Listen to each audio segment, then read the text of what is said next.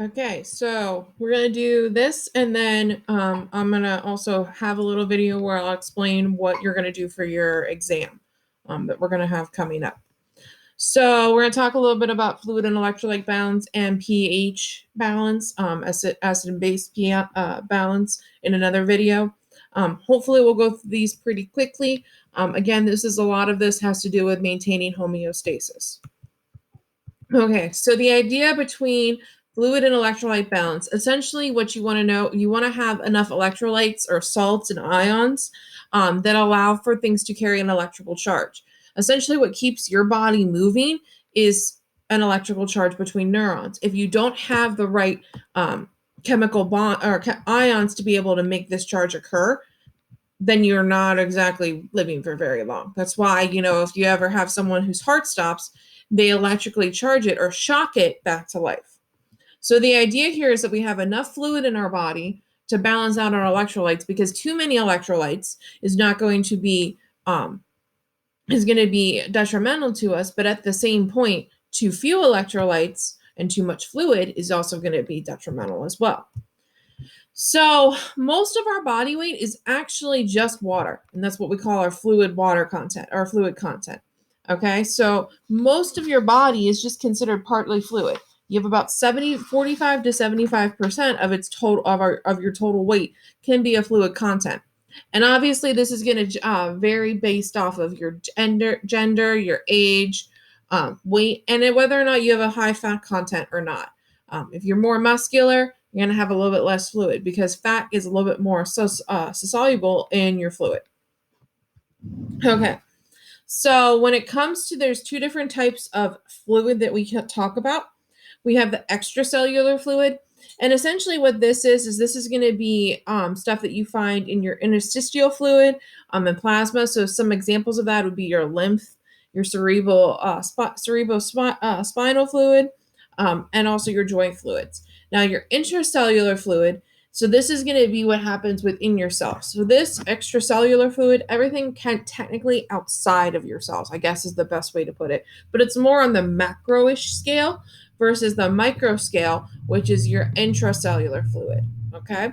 So this is going to be anything that allows for chemical reactions to occur within your cells. You don't have those chemical reactions occurring within your cells aren't functioning correctly, and you're not making the bonds that you need to make, for instance, if you have proteins, et cetera, all of these situations are what we consider for intracellular fluid, okay? So again, your total body content, your intracellular fluid, most of it's going to be that 60% is going to be intracellular fluid or stuff that's within your cells. The rest of this over here is going to be your extracellular fluid. So that's going to be a little bit less than what your intracellular fluid, and that makes sense because you have more cells within your bodies than you do this plasma, lymph, et cetera. Those are just used as more of like a transportation system. Okay? So here's the thing. When we look at extracellular fluid, they're all going to pretty much look the same, especially plasma and interstitial fluid. However, your intracellular fluid is going to be a little bit different. It's going to have a very different composition because it's found within your cells. Okay? So when you're looking at more of a composition of your intracellular fluid, that's going to have a little bit more of different proteins. It's going to have ions, etc., in order to be able to allow for chemical reactions to occur. You don't have proteins, you don't have enzymes, obviously, and so therefore it doesn't work. Okay? Whenever you're looking at extracellular fluid, blood's going to have a little bit more ions in it. Specifically, when you look at it, you're going to see blood plasma is going to have a higher total volume of just in general of all of the ions. It's going to be a little bit more than most. They're going to also see a little bit more proteins. Again, this is the idea here, is if you have more proteins within your blood, that makes sense. We have hemoglobin and things along those lines. Well, our plasma carries those to our red blood cells when they are in maturation. Okay. So the idea here is that with an electrolyte, we're going to have essentially a percentage that's going to allow for us to determine the concentration of our electrolyte. Okay? So therefore, this is going to be expressed in milligrams per 100 milliliters of solute, or solution, sorry. Okay?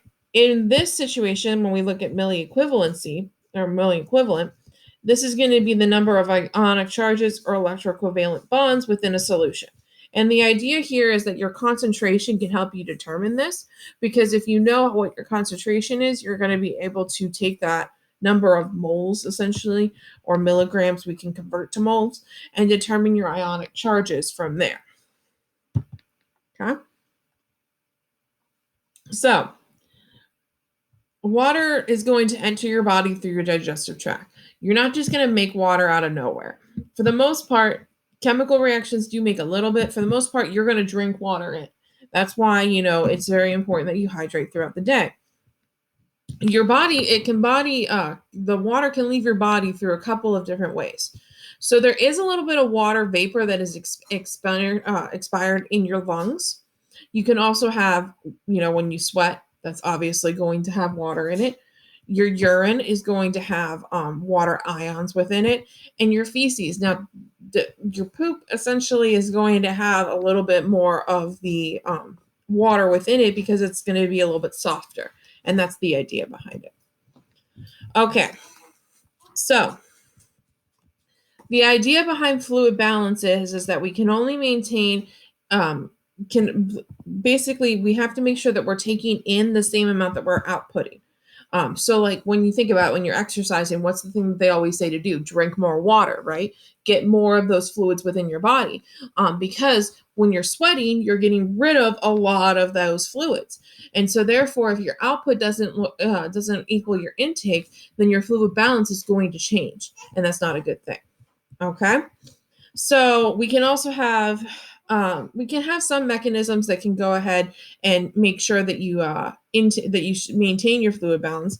Example would be this situation, the renin, this idea here that allows for you to be able to maintain more water within your kidneys. So essentially what happens is your kidneys take those water ions back, and you don't expire as much through your pee through that system. So you're not going to get rid of as many water ions. So that's the idea behind this. If you don't have, essentially your thirst center of the brain, that's going to be telling you this. That's pretty much your most rapid fluid balance mechanisms. We want to make sure that we get enough fluid in, and then we want to make sure that our signals that we have throughout the rest of our body allow for us to maintain the proper water movement between different parts of our body, and making sure that our fluids compartments of the body have the correct amount of water in them. Okay. So under normal conditions, we have homeostasis, and that's just going to be by adjusting our urine volume, and then secondarily by fluid intake. So if you have less fluid, you're going to have this antidiuretic hormone that's going to allow for you to be essentially secreted. And what will happen there is that it will allow for you to essentially prevent your body from excreting as much water as you're taking in. Because at that point, you're not getting enough intake. So therefore, you need to have less that's going out. Okay, so this is just the feedback loop. So if we're exercising here, we have a decrease in total body water. We're going to have a little bit of excretion of saliva. This is going to cause for a dry mouth, which will be signaled by our thirst center within our brain. Then we're going to take some more water in, and therefore our homeostasis will be restored. Okay? So when we're looking at the regulation of urine volume, the idea behind this is that we have two different types of things. Remember, we talked about this in the last one, this globular filtration rate. So essentially what happens here is that we're looking to filter out and filter out specific ions that are no good for our body.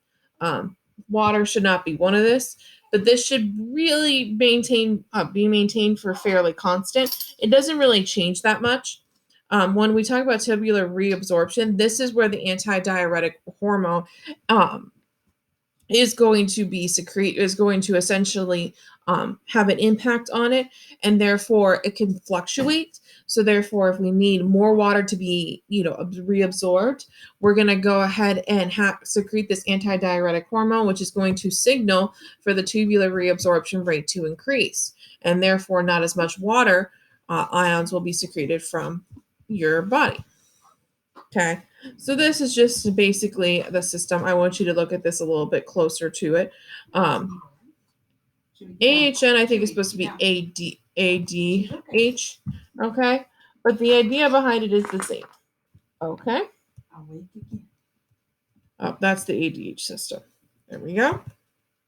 And this is if we did the aldosterone. Okay. So factors that can alter the fluid loss, your rate of respiration and volume of sweat. If you have abnormal conditions, for instance, if you're sick, that would be a situation. You may be breathing a little bit more and breathing out less water. In addition, depending on whether or not you have a temperature or not, you may have secreted more sweat or less sweat, depending on what you need for your body.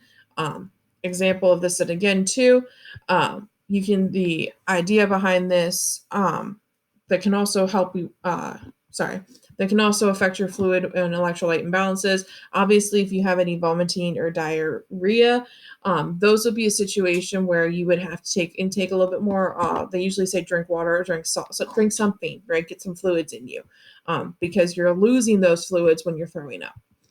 Same here if you have a simple thirst. You can also have muscle weakness. I know if you've ever thrown up, you usually don't feel good afterwards. You feel weak afterwards, and that's because you've just lost all these fluids and electrolytes in that puke. Okay. Weakness is muscle weakness, and we can have some kidney failure as well.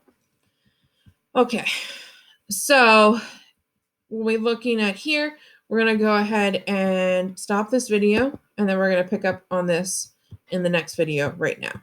Okay.